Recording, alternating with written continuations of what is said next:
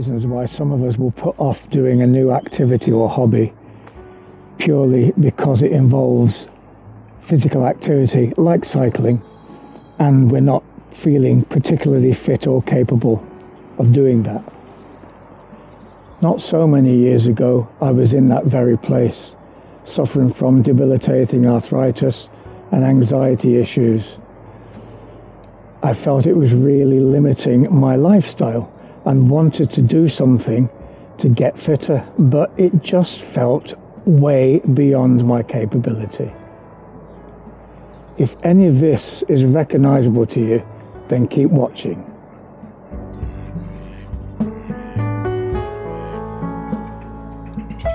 So this was me just a few short years ago, without a thought in the world about riding a bike. I would say I was very much the couch potato, and these photographs sum up what I spent a lot of my life doing.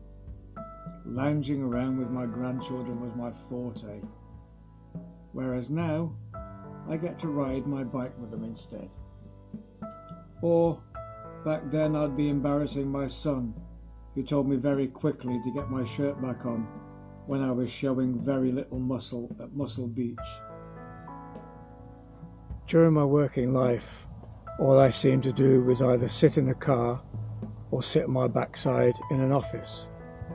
And the job took up so much of my life and time that by the time I got home, there was little inspiration to do anything other than sit down again. It became abundantly clear that my working life was a big part of the problem, both physically and in terms of the anxiety attacks I was suffering from.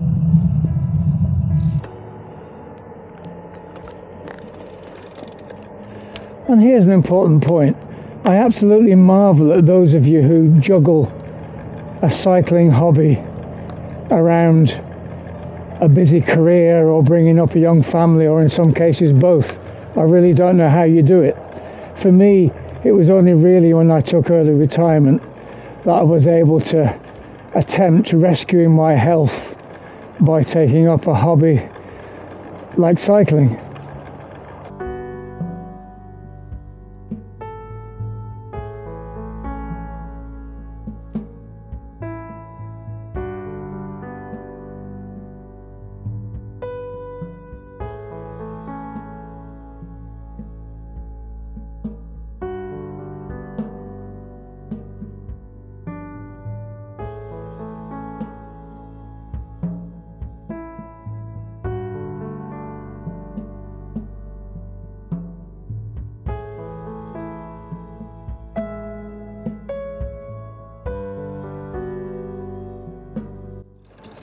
A big issue for me back then was that I was having severe issues with my back and wasn't able to walk for more than 5 minutes without having to sit down for a minute.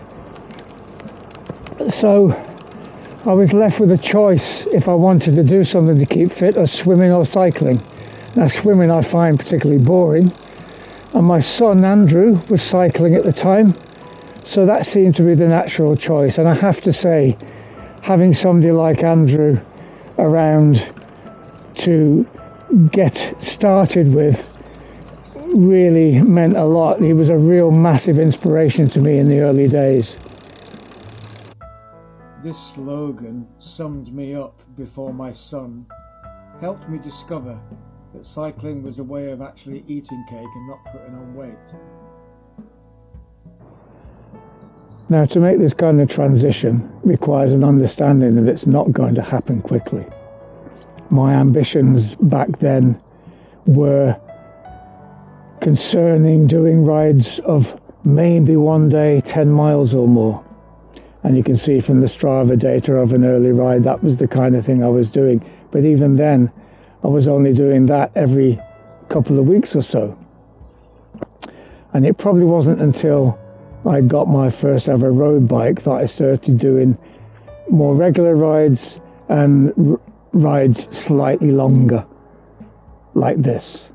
It didn't help when I got knocked off by a vehicle in a country lane on my third ever road bike ride, resulting in a broken rib. But luckily, By then, I developed the will to make this work for me. Once I'd mended, I was raring to go again. I've realised over the years that having a more lethargic lifestyle actually promoted more prolonged suffering. I remember 3 consecutive winters where whenever I caught a cold, I was actually off the bike for about 6 to 8 weeks. I was just so ill. And it made me realise that this was a barrier I just needed to break. By making my cycling a more regular part of my life, I saw an end to these prolonged bouts of illness, and my general fitness just gradually grew and grew and grew. It seemed like a no-brainer that I hadn't really discovered beforehand.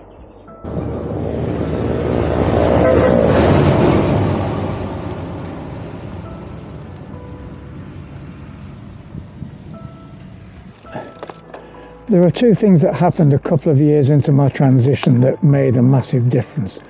One was getting a smart trainer in my garage, and it meant that I didn't start each spring feeling like Mr. Blobby, having done nothing for the whole winter. The second one, most importantly, was joining a local cycling club. This proved to be a massive difference for me, and was probably responsible for me sticking with cycling until today. Now I'm going to do a separate video at some stage about the pros and cons of joining a cycling club, but for now, suffice to say, it was a game changer. I started to take my bike on holiday, and incorporating that into the week or 2 weeks and not having to take that time away from the bike really helped. Also, just cycling in different places just kept the whole thing fresh and interesting. The first time I ever did a 50-mile bike ride was when I was on holiday in Brittany.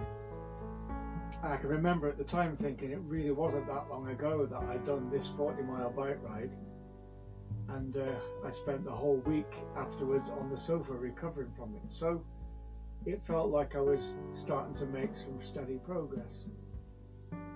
In 2019, I completed my first 100-mile sportive. And I remember thinking how magical it felt, comparing how I'd been just 3 years previous to that. Doing events helped keep it interesting, really. And that was enhanced when I linked up with Zoe's Place Baby Hospice Charity and started doing events and raising money for them in the process, including on a couple of occasions I did London to Brighton with my sons, which really was again a marvellous family experience. In 2019 I got completely carried away and committed myself to doing Land's End to John O'Groats to raise money for Zoe's Place. At the time, I was nowhere near capable from a fitness perspective of doing that kind of event. So it is amazing how your focus is really changed and enhanced when you commit to doing something as crazy as that. I'm happy to say that in 2020, last August in fact, I completed the 1,000-mile event, and it still blows my mind now thinking about doing that when I consider where I'd come from just a few years previous. I'm definitely hooked, and there'll be more of that kind of thing to come, I'm sure. So that's me. I consider myself just an ordinary bloke riding a bike rather than a cyclist. I really hope that there may be somebody out there watching this who's had similar thoughts about taking up cycling, but doesn't feel it's something they can raise themselves to do. It takes time. It takes a few years. It's a gradual process that it's worth sticking with. Before you know it, quite possibly a lot of your pains and restriction will be behind you, your level of fitness increases, and you will taste the joys of cycling when it previously seemed like something you could not achieve. Thank you for watching this video, and please consider subscribing to my channel by clicking on the little button down here on your right. And if you've got something out of watching this, please consider clicking the thumbs up like button below the video. If you have any comments, good or bad, please add them below, as it's feedback like this which will help me greatly. And if you need your appetite whetted for the possibility of Land's End to John O'Groats, then there's a link to my LEJOG playlist at the end of the video, should appear on the screen any second now, which tells the story of a never to be forgotten 14 days in August for me. Thank you for watching and happy cycling.